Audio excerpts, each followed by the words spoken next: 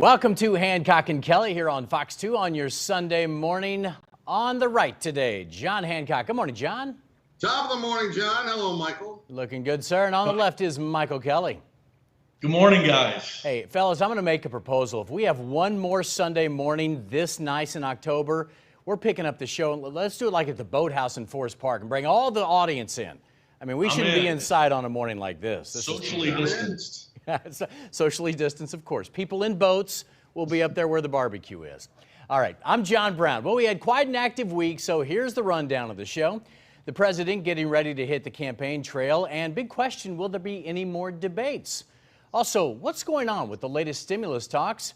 Will we get a deal done before the election? In Illinois, we have the fair tax to address today, and we will debate the vice presidential debate and the Missouri gubernatorial debate. Let's begin with a wild week at the White House. Roll it. I'm feeling great. I don't know about you. How's everyone feeling? President Trump had plenty to say to his supporters gathered on the White House lawn. We're starting very, very big with our rallies and with our everything because we cannot allow our country to become a socialist nation. We cannot let that happen. Saturday's speech marking the first time the president held an event since returning from Walter Reed Medical Center Monday. The White House says the president's health continues to improve, but officials have not yet said if the president has tested negative for coronavirus. Our nation's going to defeat this terrible China virus, as we call it. And the vaccine is coming out very, very quickly in record time. As you know, it's coming out very, very soon. The president kept his distance from the crowd by speaking from a White House balcony. The crowd itself did not social distance, but most people were spotted wearing masks. Democrats criticized the president's decision to once again hold mass gatherings. They argue it sends the wrong message about the dangers of the virus. This election is about holding Donald Trump accountable, but it is about more. It is about electing a president who sees that government can be a force for good. Meantime, both Joe Biden and President Trump's campaigns are adjusting schedules for next week. The two candidates were expected to debate in Miami Thursday. The debate has since been canceled after the president refused to give in to organizers' demands to hold the debate virtually. The president will be back out on the campaign trail next week, his campaign announcing 3 rallies, all in battleground states, including Florida, Iowa, and Pennsylvania.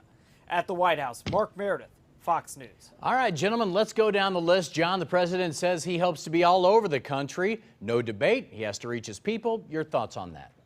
Well, he needs to.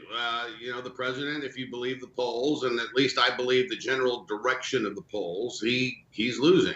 And the way Donald Trump campaigns, the most effective way Donald Trump campaigns is to get out among the people and have these enthusiastic crowds and rallies, and I think the campaign has suffered some over the last week because they haven't had that opportunity. So, yesterday in the Rose Garden we have the speech, and now he's going to hit the road, and I think the campaign, the Trump re-election campaign, needs him to be out amongst the people.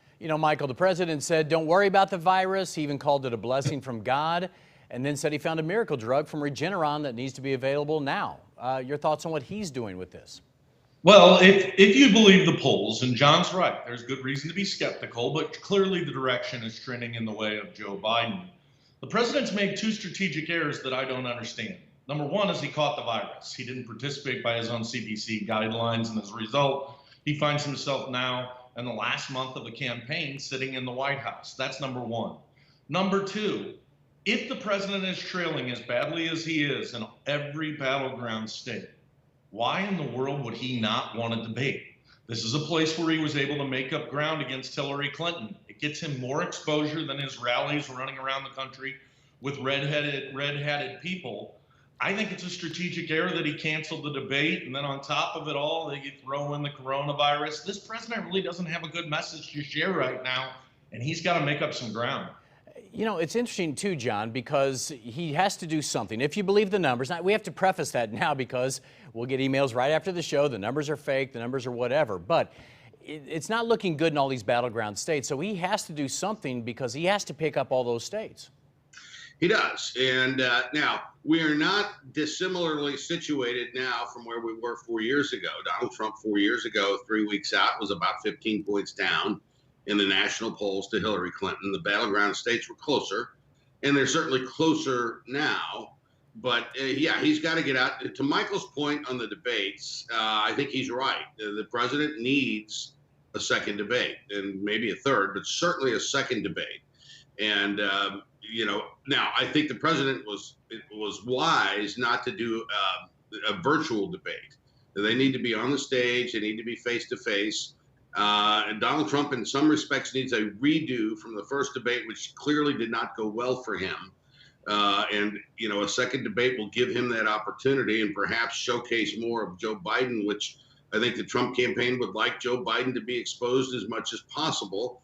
So look for a second debate to be scheduled. Michael, let's talk about the 25th Amendment here very quickly. Nancy Pelosi late in the week said that we need to revisit this.